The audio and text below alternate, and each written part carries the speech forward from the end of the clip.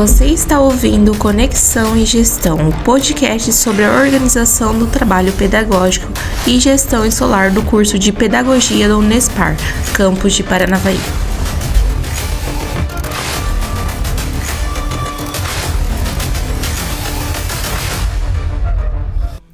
Interessante. E, assim, seguindo essa linha, na sua experiência, quais são os erros mais comuns que os estudantes cometem quando tentam se organizar? Não só os estudantes, né? Nós mesmos, como pessoas. Não vamos falar os estudantes, que todos nós somos estudantes, né? Qual é os erros que, de repente, nós cometemos? Eu vou de encontro, novamente, com relação à clareza daquilo que você busca. Se você não tiver clareza, você vai ter dificuldade. Então, fala assim, 80% dos nossos problemas, nossos desafios, as coisas que dão errado é que eu não tenho clareza. Vou dar um exemplo assim para você. Ó. Eu atendo muitas mulheres, né, com relação à consultoria com planejamento. Esses tempos, eu atendi uma advogada. Ela, Mari, eu preciso de ajuda eu preciso me organizar. O que é esse planner? O que isso faz? O que é isso? Eu preciso me organizar. Porque a minha vida, ela citou ainda bem assim, ó. Eu estou equilibrando pratos, um monte de pratos, e a qualquer momento eles vão cair todos. Porque eu tenho um monte de situações e eu não consigo como fazer. Aí eu faço uma pergunta assim, mas o que você quer? Eu quero me organizar. Eu coloco organizar no quê? Na minha vida. Mas como é a sua vida? Então, você tem que trazer essas reflexões para você. O que você quer da sua vida? Aí eu coloco quem é você na sua vida. Como mulher, como pessoa, como mãe, como estudante, como estagiária, né, como professora. E as mulheres têm dificuldade. Então, elas falam assim, nossa, quem sou eu? Ela coloca assim, quem sou eu como pessoa? O que eu busco?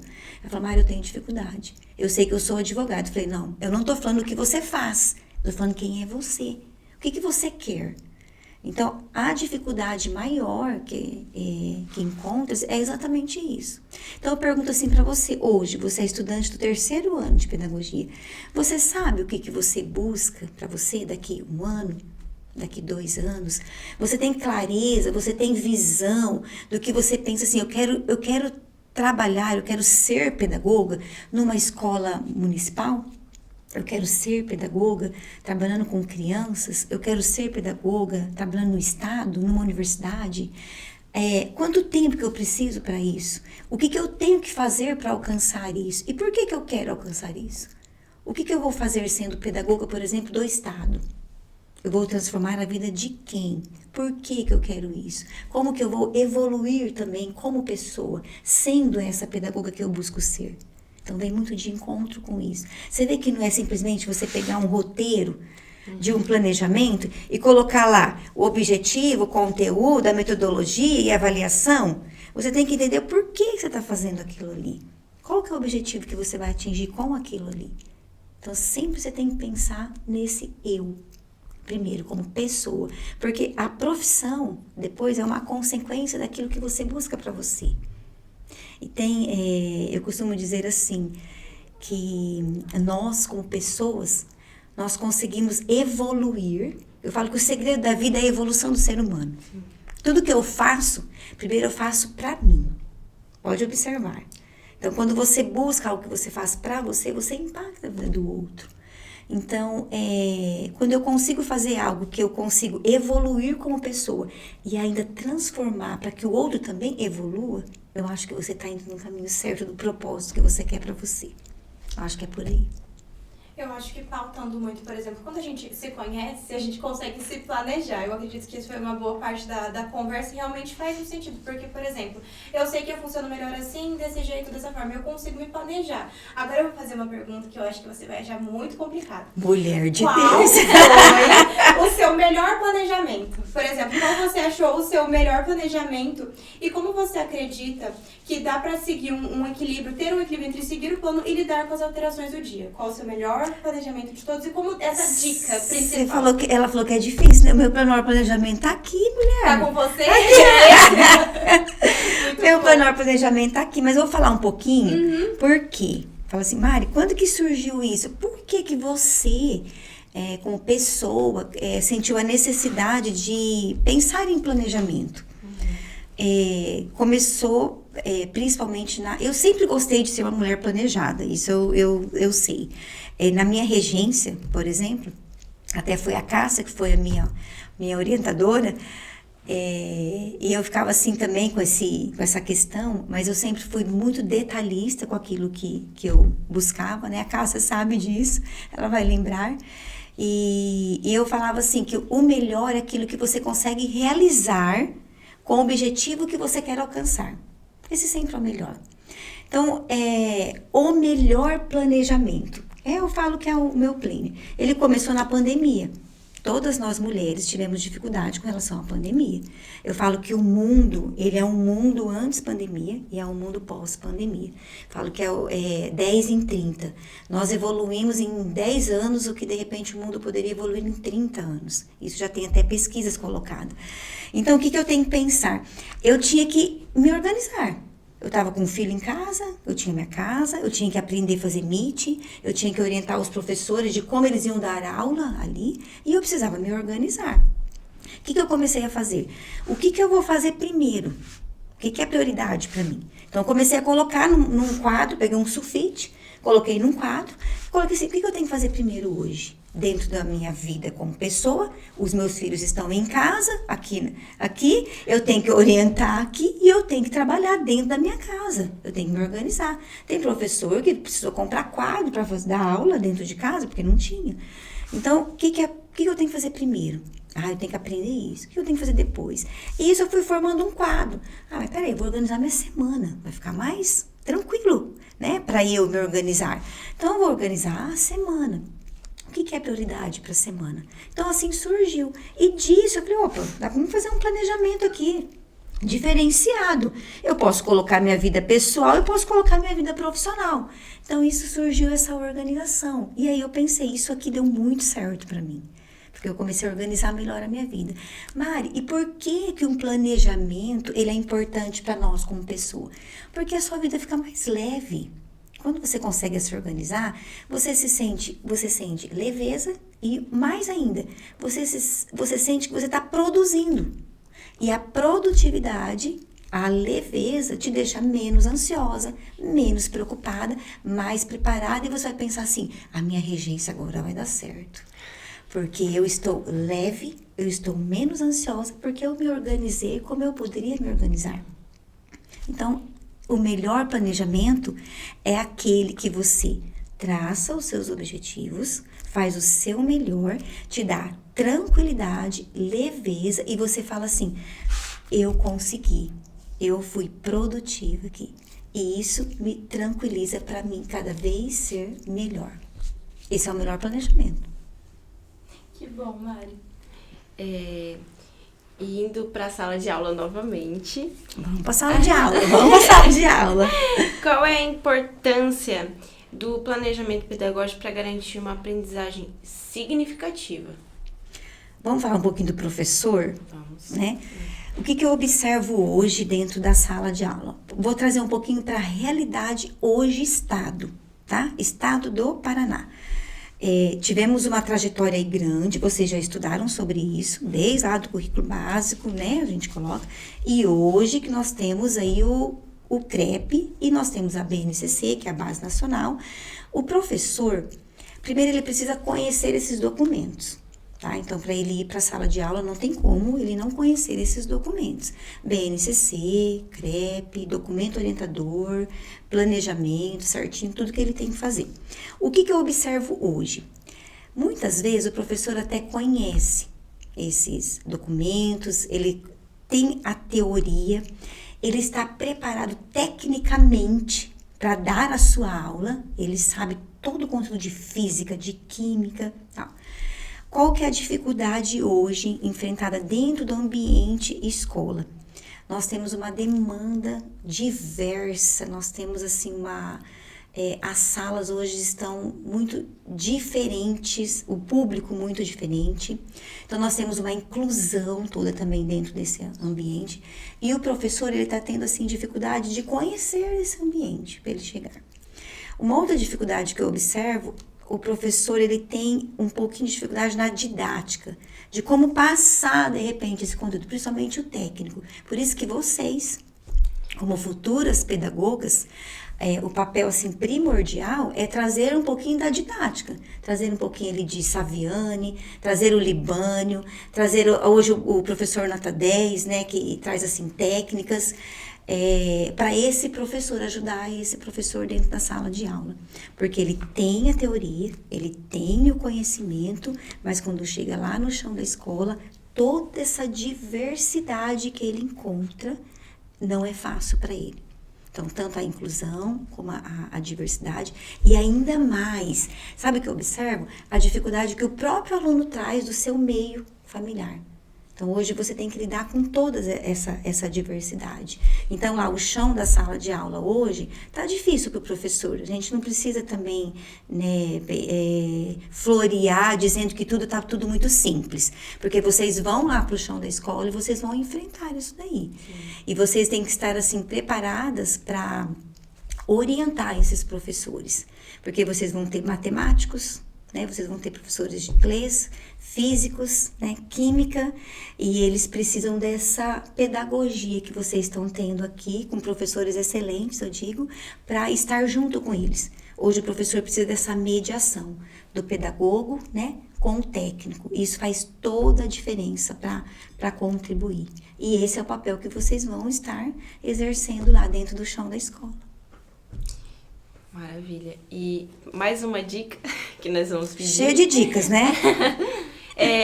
Qual dica você daria para os professores para que eles comecem a ajudar os alunos a desenvolverem estratégias que sejam eficazes, assim, para o planejamento deles, do meio? Você diz o professor universitário com vocês estagiários para chegar no chão da escola? Isso. Seria essa questão, né? Isso.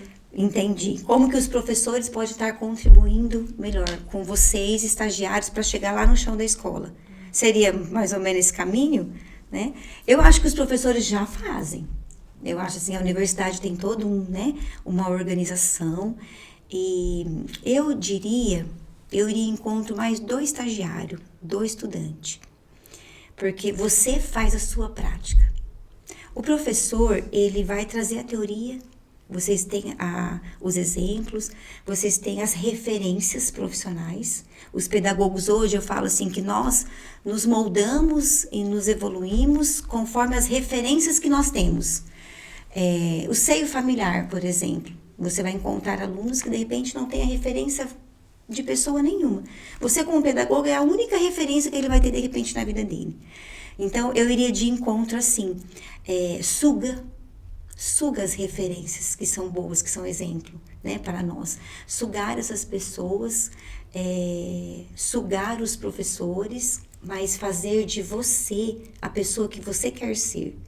Buscar dentro da teoria que você encontra na universidade, você ser essa pessoa que vai transformar a sua prática lá. Então, eu não esperaria do outro. Eu buscaria de mim aquilo que eu quero ser, com as referências que eu tenho das pessoas que estão trazendo conhecimento para a minha vida. Eu vejo assim que o estudante, vocês têm assim 20 e poucos anos, a gente espera muito do outro. A gente espera muito do professor, a gente espera muito da escola, a gente espera muito... Eu tenho que esperar primeiro de mim como pessoa. Então, buscar a sua informação, buscar a sua formação, sugar essas pessoas para que você se transforme e faça a diferença naquilo que você quer fazer. Perfeito.